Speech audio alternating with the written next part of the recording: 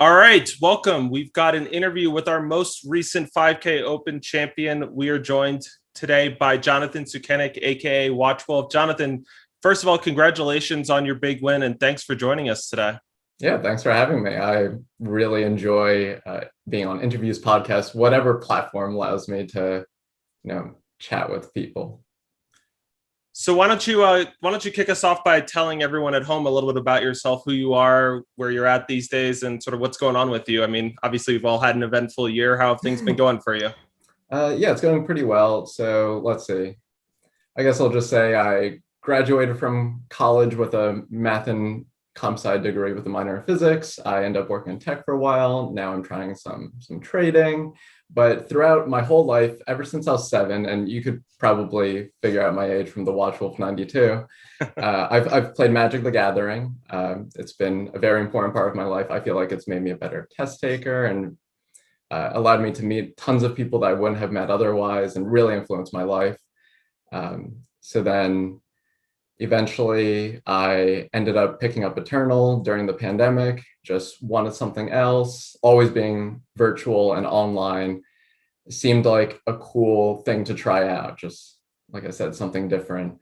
And it's amazing that I started a year ago, ended up here, and it's still kind of surreal to me, but here we are. John, what would you say was the first card that jumped out to you when you started, looking at Eternal and then playing Eternal? What is sort of that card for you? This might not be the most interesting answer, but I would probably say it was Grenadin Drone. So the magic equivalent would always cost 2 power or 2 mana magic. And here it costs 1. I'm just like, okay, what's the catch? Okay, you start with 25 life. Okay, that's different.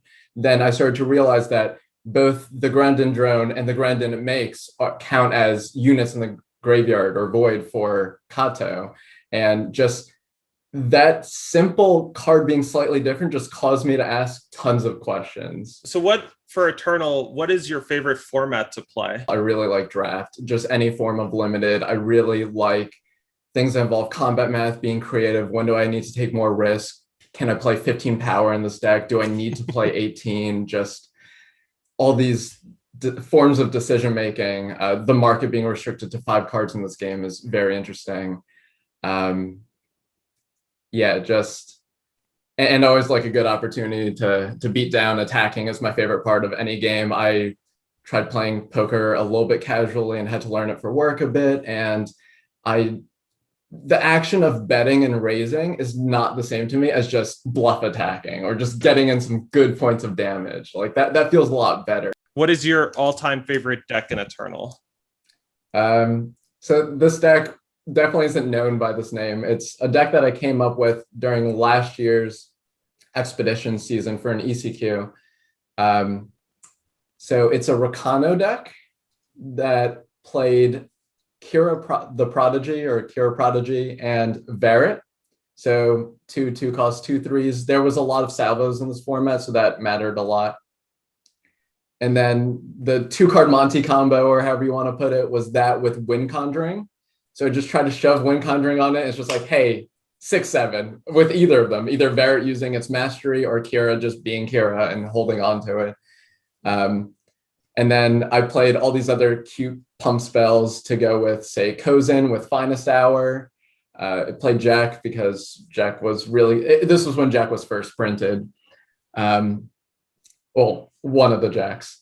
And it was really cool because I was relatively new to the misplay at the time and not too many people knew me in Eternal. And I just was rank 1 very easily with this deck and no one was copying it or taking it seriously. And then people started to catch on maybe like Thursday before the ECQ. And it's like, oh no, like, do I just play the deck now that the cat's out of the bag? And spoiler, I ended up playing Praxis, and which I also tuned a lot and was really sweet. And the way I build my aggressive decks is I always try to have a good plan for when it's on the draw, because everyone's good when they're on the play. They go first, they get to do whatever first, they have more power on average than the opponent. But you want to build your deck to be really good going second. And what I found was all the fire decks would play Milos. And, 3 power, 3/3 charge, overwhelm, like that's all well and good, but that doesn't go well with your finest hour deck. And it's not very good on the draw. You can just play any 3-drop. Like the Seasoned Drill Master is pretty much the same card as Milos a lot of the time, except it's very synergistic with Kira. It's very synergistic with Kozin. So I found myself wanting to, what I said in my team chat, slay the sacred cow that is Milos. So I call this Rakano deck Dead Cows Rakano. So just killing all the sacred cows. What would you say is your overall favorite card? So I guess this is just as interesting as Grenadin Drone, but my favorite card is Spark Hatcher. So just a 2 power 2/1. When it dies, make another Grenadin. So Spark Hatcher, I discovered, and when I started playing, that was around when Echoes of Eternity came out, and everyone's playing Kato. And I'm just like, wait, why are people playing so much Shiftstone for Kato when they can play Spark Hatcher? Kato just makes a bunch of O1s, and the game's not going to last that long. I just need to beat down. And the amount of people I've been able to beat with in my early career with just, all right, I'll overcommit into a board with 2 Spark Hatchers out too. And then they're like, all right, Hailstorm. I'm like, yeah, Thunder of Wings, because I still have this 1/1 and I'm stuck on 3 power, but it doesn't matter because I have this thingy left over. So he was kind of my mascot and right-hand man throughout my early days. And, you know, I was Spark Hatcher a lot. Do you have a card art that you particularly enjoy or like?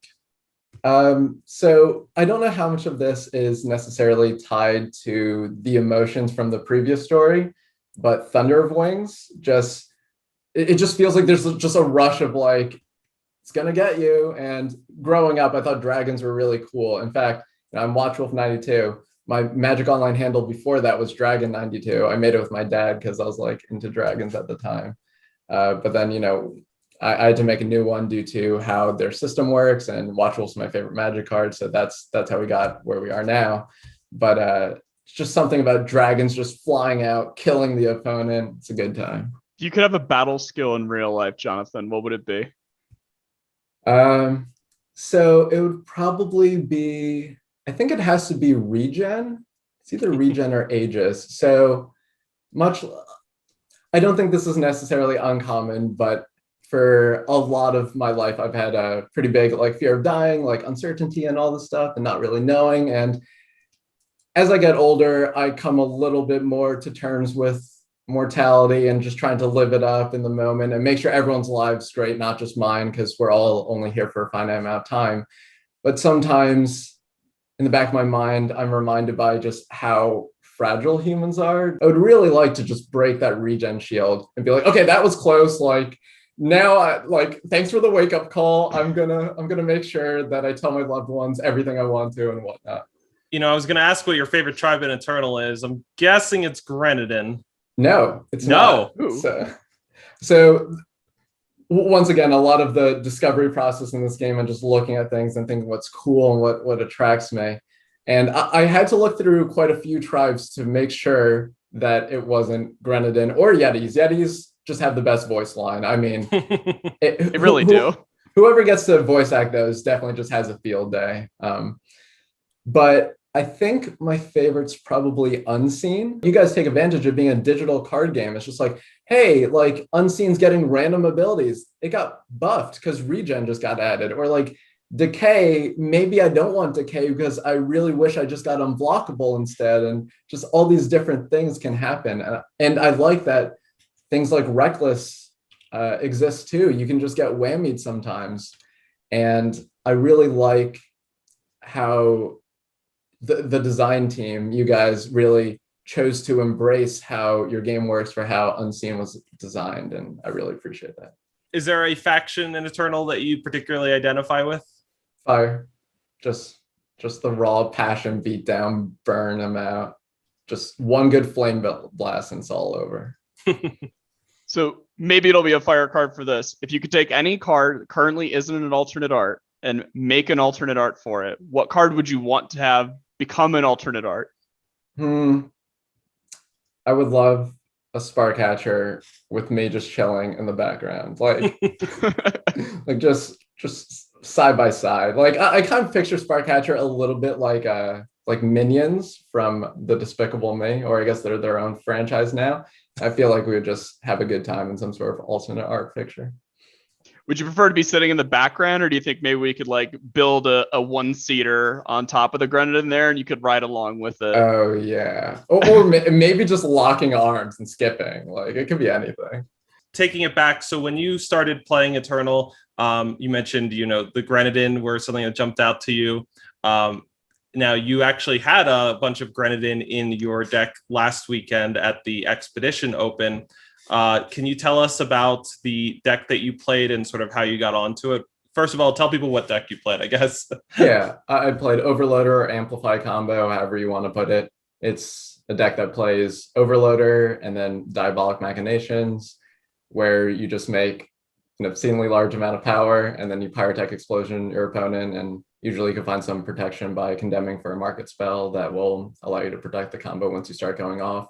And the way Overloader gives you back power cannot really be interacted with if you do that for 7 power. But one thing that our team did that was existent in the beginning of the format, and then we kind of like brought it back in towards the end, is by playing 4 hardiness in our deck, which allows the potential of turn 5 kills, because you can play the Overloader, hardiness, amplify 3 times, that gives you 6 power. Now you play the Machinations and then they're dead. Of course you need to have the influence to be able to do that, but it happens, it's relevant. You're usually dealing about 999 damage, rounded just down. Approximately. Yeah. Following up that sort of testing for that event, you mentioned that you brought back the hardiness, and who did you test with, and what was your basic process like getting ready for that event? Yeah, so I'm a member of the Misplay, wonderful team and podcast, kind of scooped me up about a month into me playing this game, had me on the show, very nice people. We kind of all branch out in different directions. So my approach tends to be, I just get very fixated on very specific interactions, and I just want to take them to town, and I get a lot of enjoyment from playing them. So this time around, stop me if you've heard this one before, but it's Whispering Wind with Cruel and Know When to Hold 'em. The piece I thought that everyone was missing was to play Xenon Life Speaker. So that way, when you draw the Cruel, it gets the life steal before you take damage. So you end up netting 0 even on the first Cruel. So I spent pretty much 2 weeks just on this sort of concept. So every Friday, when I'm not 100% locked on deck, and here I said I was like 95% to play Mandrakes, I just spectate everyone that lets me spectate. I watch all the streams. I consume as much content about what's going on in the tournament as possible. And I saw that there were a lot of Whispering Wind, Cruel, Know When to Hold 'em decks. It's just like, okay, I feel okay in the mirror. And I think Mandrakes has a really good mid-range aspect to it. But I don't know, this like super conglomerate of CSB and Eternal Titans seems to be on a deck that's just stomping everyone. They're taking up all the top spots. I don't feel confident in my version of the deck to be able to do that. So now it's like Saturday, noon Eastern, which is where it resides. So about 6 hours left to play all my matches. At this point, Kolokoma was just like, yeah, I played the Savior build. I'm so bad. Told us to put back in the hardiness. I agree with him. It's fantastic. I'm 18-6. The 3 losses were all my fault. You should play this. And it's like, okay,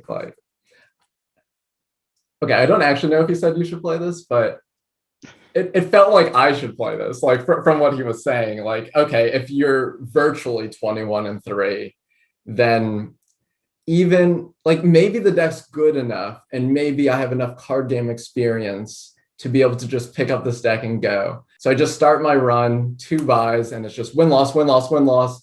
I'm 7-5. And I'm just like, oh my God, like 3 of those losses were all my fault. I like didn't know how to play around Onerous Roa. I've never even seen this card before. I don't know what to do. Every round, I'm just learning all these like niche interactions that allowed me to really do well later on. So I'd like to think in card games, at least, that I'm a fairly quick learner. And I ended up just being 13-8. So still not great, a little bit rocky. And at this point, I have 2 or 3 hours left. And I know it's gut check time. I just can't really afford to lose that much more.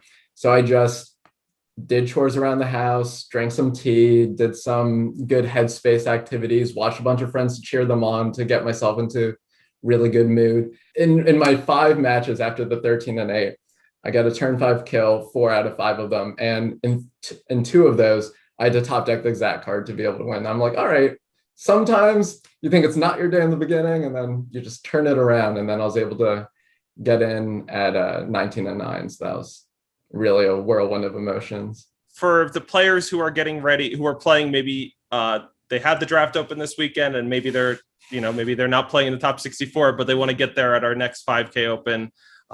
You've already given so many great tips. Do you have any more tips you'd like to give people about how they can get better at Eternal and get better at games?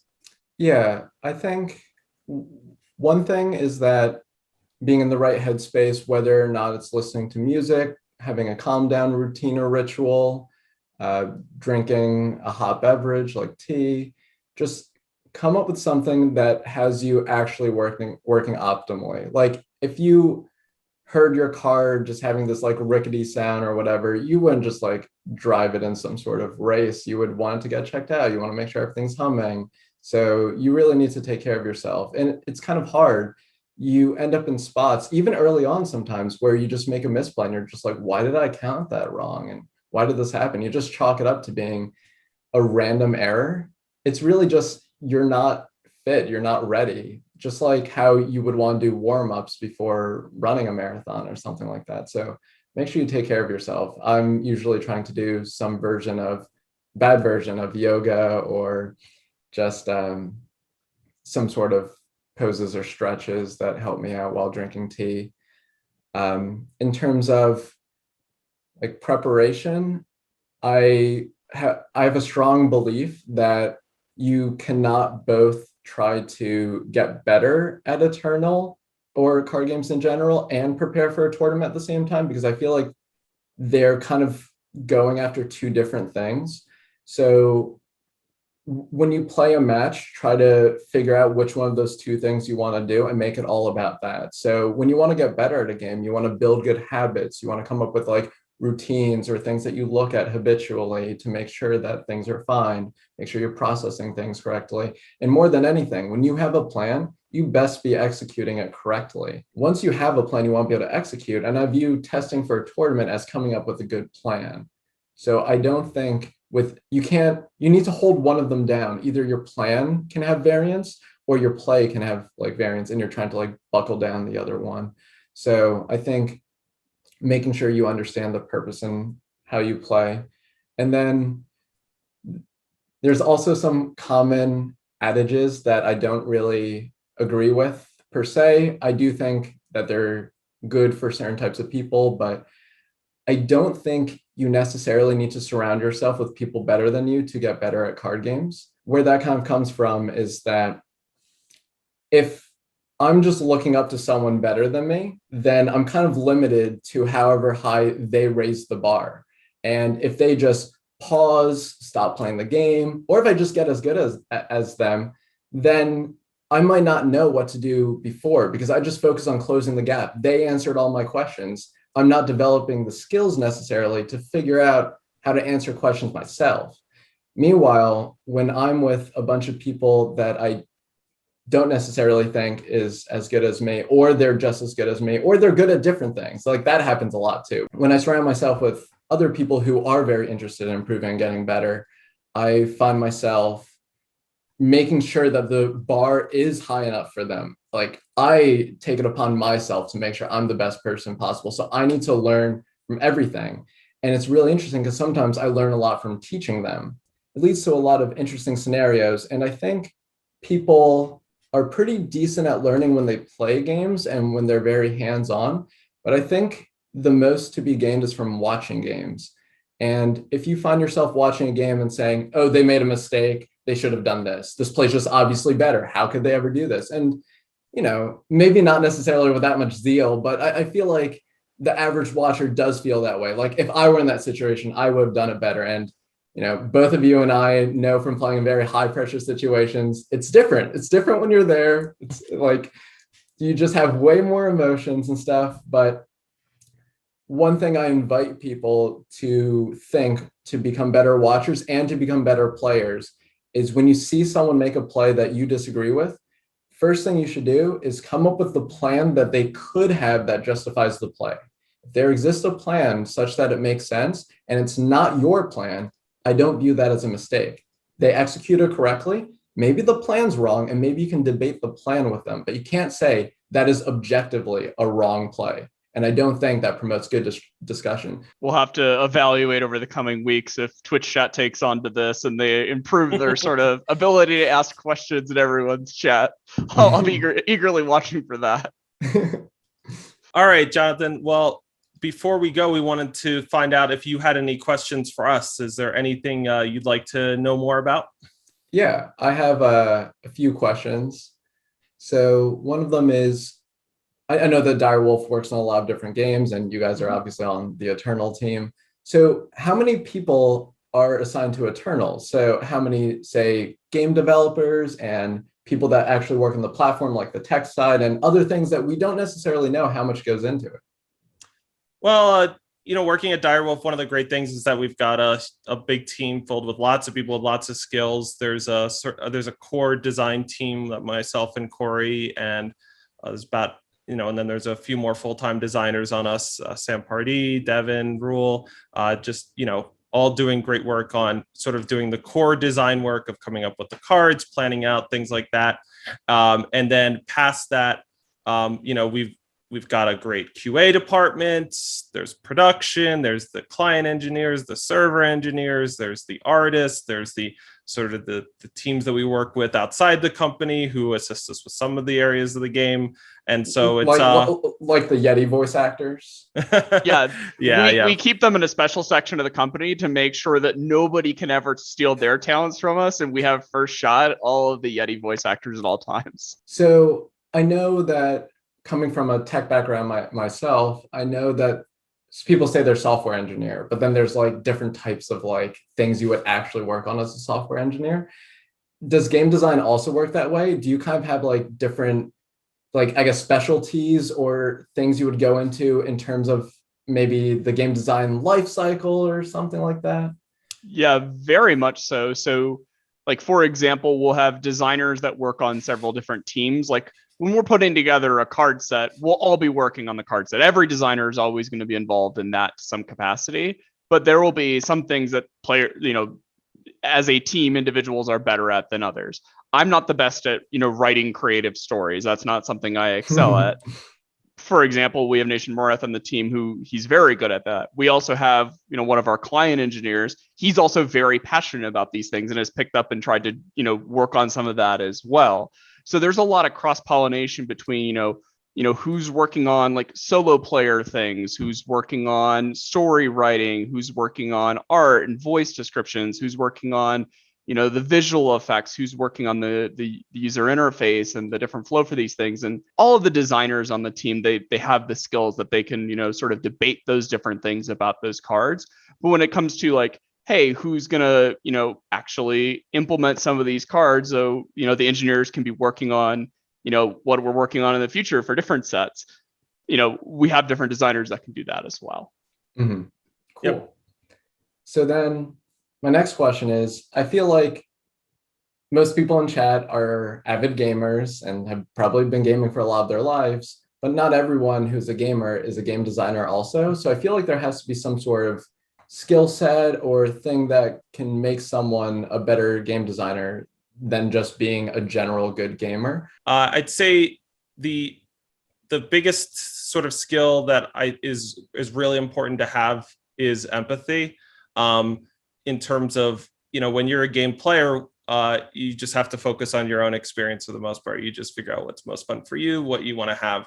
One of the things you're constantly confronted with, and you could see this play out in whether it's the comment section of a Reddit thread or in Twitch chat, is there's a lot of different people who have different perspectives on what would make the game more fun, what they like, what other people like, what would be better, what would make the game better, what would make the game worse, all of those sorts of things. And so, it doesn't mean that it's all just subjective, but it means that if you want to be somebody who wants to be working on making games for other people, you need to be able to ask questions, to understand other people's point of views, being able to sort of see things and imagine things from someone else's point of view and be able to make things better for them. Thanks so much for joining us today, Jonathan. This was a really fun conversation. It was awesome seeing you win, and we're going to be eagerly looking forward to catching you at the World Championships later this year. But of course, you're more than welcome to continue competing for cash prizes in our Open. So we hope to see more of you there.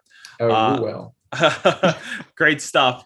All right, so that's going to do it for our interview today, and we'll be back next time with another interview, and we're going to find out now who's going to take down this draft open and join Jonathan at the 2021 World Championships.